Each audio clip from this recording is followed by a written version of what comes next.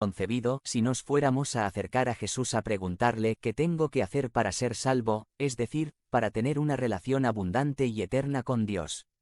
Pues como que esperaríamos que simplemente nos dé una palmadita en el hombro y nos diga: tú eres un buen chico, no te preocupes, ya la hiciste, síguele así y eso es todo. Pues más o menos esta era la actitud con la que este joven se acercó, quería la confirmación final por parte de este maestro bueno como él, de que su desempeño era suficiente para asegurar una relación abundante y eterna con Dios. No obstante, vemos que, ya entrados en el tema, Jesús continúa diciendo en el versículo 19: ya sabes los mandamientos. No mates, no cometas adulterio, no robes, no presentes falso testimonio, no defraudes, honra a tu padre y a tu madre. Esta lista que enuncia Jesús forma parte de la lista de mandamientos conocida como los 10 mandamientos que encontramos en el libro de Éxodo y también en Deuteronomio. De esos 10 mandamientos, los primeros tienen que ver directamente con nuestra relación con Dios y los últimos con nuestra relación con el prójimo. El Nuevo Testamento los resume con los 2 más grandes mandamientos: amar a Dios y amar al prójimo. Es interesante notar que aquí, Jesús solo menciona los últimos mandamientos de la lista. Es decir, los que tienen que ver con nuestras relaciones horizontales.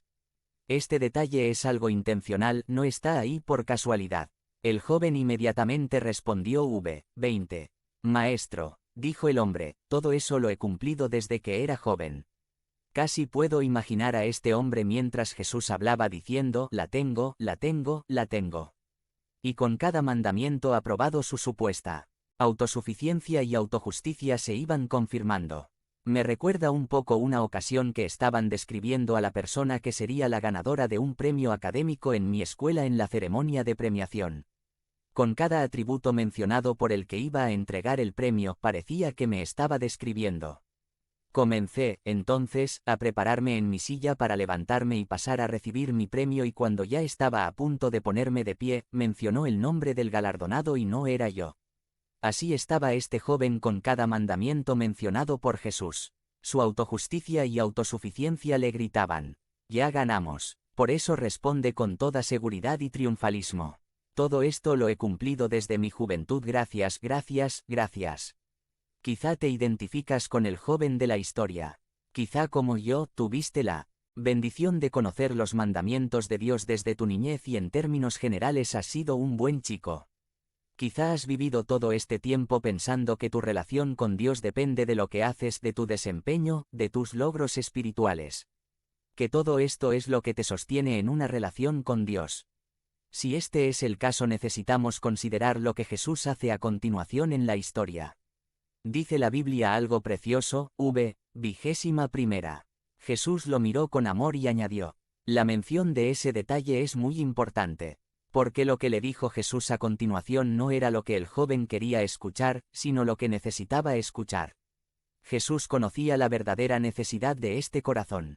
¡Qué precioso! Jesús le miró y le amó. Su mirada fue de amor al verlo ciego a su propia necesidad, y las palabras que dijo, aunque fueran duras, eran palabras de amor porque le llevarían a recibir lo que realmente necesitaba. Así son los encuentros con Cristo. Si pensabas que un encuentro con Cristo será como un viaje a Disney donde todo es alegría y felicidad, pues estamos equivocados. A veces, el encuentro con Cristo resultará en lágrimas y quebranto, porque el Señor nos dirá no lo que queremos escuchar, sino lo que necesitamos escuchar. Benditas las lágrimas que son causadas en un encuentro con Cristo, son 1000 veces mejores que muchas risas sin Él. Entonces, Jesús, finalmente, le da una estocada de amor directamente al corazón y le dijo: 21b. Una sola cosa te falta, anda, vende todo lo que tienes y dáselo a los pobres, y tendrás tesoro en el cielo. Luego ven y sígueme. Puedes imaginar la cara del joven. Fue un balde de agua fría. El que pensó que ya la tenía toda arreglada, se da cuenta que no tiene nada. Supuestamente había cumplido desde su juventud todos los mandamientos para las relaciones horizontales, pero se había olvidado de los mandamientos que tienen que ver con nuestra relación vertical. Cuando Jesús le dice que venda todo lo que tiene, lo confronta con una realidad de su corazón. Los primeros mandamientos tienen que ver con la relación con Dios y en ponerlo por encima de todo. Y él fue confrontado con la realidad de que había quebrantado esos mandamientos porque había puesto dioses ajenos delante de nuestro Dios. Jesús, en pocas palabras, movido por el amor, le estaba diciendo, tienes que renunciar a tu Dios falso e idólatra, para caer en los brazos del único Dios verdadero. 22 nos dice que se fue afligido y triste porque tenía muchas posesiones. Ahora bien, Jesús no está esperando que cada cristiano renuncie absolutamente a su patrimonio para seguirlo. Este era el problema específico de este joven que pensaba que su relación se basaba en su desempeño, pero que no se daba cuenta que había fallado el examen desde hacía mucho tiempo al haber puesto su situación económica como su Dios. Se fue, triste porque se dio cuenta que no podía sostener una relación con Dios por medio de su desempeño, que no podía abandonar a su Dios, que no amaba tanto al Dios verdadero como para ponerlo por encima de todo. Se fue cabizbajo y decepcionado. No sabemos si luego ocurrió algo con este joven. No sabemos si más adelante, esas palabras de amor que le dijo Jesús, hicieron mella en su corazón. Pero la pregunta importante para nosotros es esta: tú y yo, ¿dónde estamos? ¿Qué estocada de amor nos daría Jesús para que nos demos cuenta que nuestra relación con Dios no se basa en lo que nosotros hacemos? Que nuestra seguridad de su amor no puede estar fundamentada en nuestro desempeño. Que no hay nada que podamos hacer en nuestros méritos para que Él nos reciba como sus hijos. Para el joven rico, lo que le movió el tapete fue encontrar que no era bueno. Como pensaba, porque no podía dejar a su ídolo. Para ti y para mí, ¿qué será aquello que amamos más que Dios? ¿Qué será aquello que le hemos atribuido características divinas para pensar que sin ello no podemos vivir? ¿Qué está ocupando el lugar de Dios en nuestras vidas? Quizá una relación, una posición, un ministerio, una persona, un deseo, en fin, puede ser cualquier cosa. Pero esa es la pregunta con la que Jesús, en amor, nos confronta. Jesús dijo algo para rematar el asunto, 23-25. Qué difícil es para los ricos entrar en el reino de Dios. Los discípulos se asombraron de sus palabras. Hijos, qué difícil es entrar en el reino de Dios, repitió Jesús. Le resulta más fácil a un camello pasar por el ojo de una aguja que a un rico entrar en el reino de Dios. Cuando hay algo como el dinero que está ocupando el lugar de Dios en tu vida, resultará tan difícil que entiendas tu verdadera necesidad. Los ídolos de nuestros corazones nos hacen ciegos a la realidad. Muchas veces todos a nuestro alrededor se dan cuenta cómo estamos destruyendo nuestra vida por nuestro ídolo, pero a nosotros ni por un momento se nos ocurre. Jesús enfatiza lo prácticamente imposible que un corazón idólatra pueda entrar en razón con la hipérbole del camello. Es importante aclarar que el ojo de una aguja no se refiere a la aguja con que cosiste tus calcetines rotos. Los ojos de las agujas eran pequeñas puertas muy bajitas que tenían las ciudades amuralladas. Un camello cargado no podía pasar por una de estas. Intentarlo era prácticamente imposible. Los discípulos entendieron el mensaje. Razonaron: si una persona buena, respetuosa, cumplidora parcialmente de la ley, y rico, no puede ser salvo, entonces ¿quién podrá? Y es precisamente la pregunta lógica que le hicieron a Jesús. Ellos preguntan a Jesús en el 26. Los discípulos se asombraron aún más y decían entre sí: entonces ¿quién podrá salvarse? Exacto. Lotería. Bingo. Nadie puede ser salvo basándose en su propio desempeño. Es exactamente el punto de partida. Entender que estás total y absolutamente necesitado, carente, desahuciado, desposeído, que es imposible que seas salvo o que tengas una relación con Dios basada en lo que tú haces. Es cuando estamos en el fondo del pozo de la desesperanza y la desolación cuando entendemos las más grandes y maravillosas noticias que jamás hayas escuchado. En el versículo 27 Jesús nos anuncia las buenas noticias. Para los hombres es imposible, aclaró Jesús mirándolos fijamente, pero no para Dios. De hecho, para Dios todo es posible. Estas son buenas noticias. Donde el hombre no puede, Dios puede hacerlo. Él puede convertir a hijos de ira en hijos de Dios. Él puede convertir el corazón de piedra en un corazón sensible a la palabra de Dios. Él puede hacer lo imposible. Estas son buenas noticias para ti y para mí. Nuestra relación con Dios no se basa en lo que nosotros hacemos, sino en lo que Él hace en nosotros. Y esto es precisamente lo que hizo Dios por nosotros.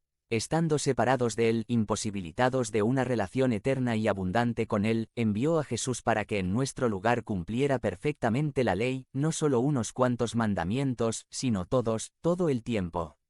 Y siendo el ser más bueno y santo que ha pisado la tierra, fue ofrecido como un sacrificio perfecto, santo y sin mancha para perdón de nuestros pecados.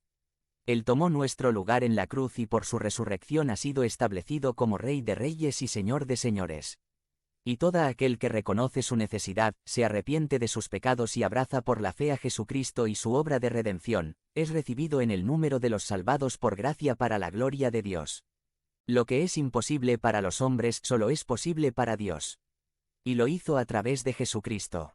Nuestra relación con Dios, entonces, no se basa en lo que nosotros hacemos, sino en lo que Él hace en nosotros en Cristo Jesús.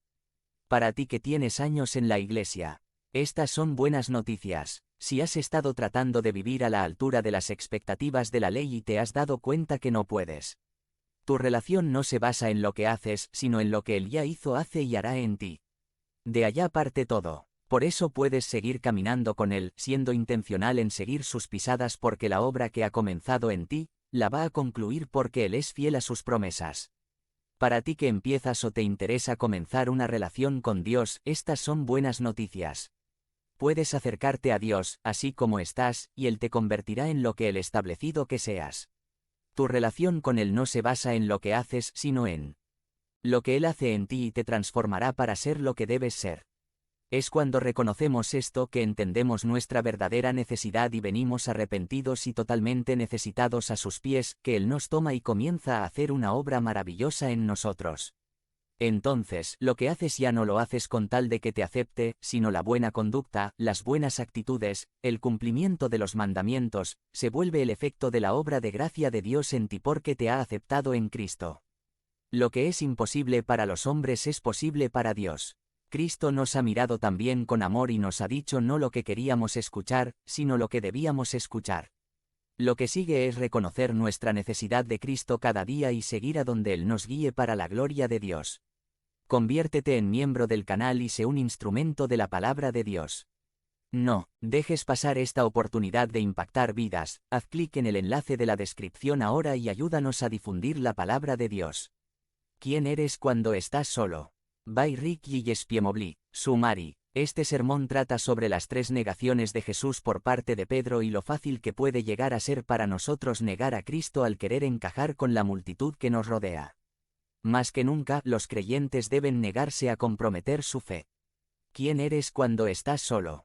Marcos 14, 22 a 49, Lucas 22. 5462 BP C 17032022. Yo estaba en el último año de la escuela secundaria y tenía 17 años en ese momento, y quería jugar al fútbol de la Ivy League. Le había dado mi vida a Cristo unos 8 meses antes. Me invitaron a venir al campus de la Universidad de Brown y me asignaron un jugador de fútbol para asegurarse de que tuviera una buena experiencia ese fin de semana para poder asistir a la universidad ese otoño. El jugador no sabía nada de mí, así que me llevó a una fiesta que pensó que disfrutaría. Para mi sorpresa estaban repartiendo porros de marihuana en la fiesta. Estaba petrificado y solo quería salir de allí. Cuando alguien trató de pasarme un porro, no tuve el valor de decir: soy un seguidor de Cristo y no hago eso. En cambio, quería mezclarme con la multitud, así que dije: no, gracias, ya tuve suficiente por una noche.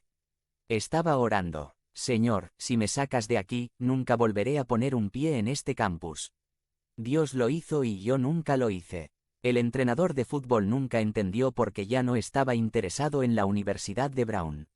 A veces pensamos que nos gustaría conocer el futuro. Pero conocer el futuro puede causar tanta ansiedad y nerviosismo como no saberlo. Especialmente cuando es algo que es negativo. Los discípulos de Jesús a menudo le preguntaban cuándo iban a suceder ciertas cosas. Muy a menudo evitaba responder preguntas sobre el momento de los acontecimientos. Pero en una ocasión Jesús hizo una excepción. Las Escrituras nos proporcionan bastante información sobre el discípulo llamado Simón Pedro. Fue uno de los primeros discípulos a los que llamó Jesús. Pedro había visto a Jesús llenar su bote con peces en un momento en que necesitaba pescar. Vio a Jesús sanar a su suegra. Caminó sobre el agua cuando Jesús le dijo que viniera a él. Estaba en el monte de la Transfiguración y vio a Jesús hablando con Moisés y Elías. Él estaba allí en la habitación cuando Jesús resucitó a la hija de Jairo de entre los muertos. Había visto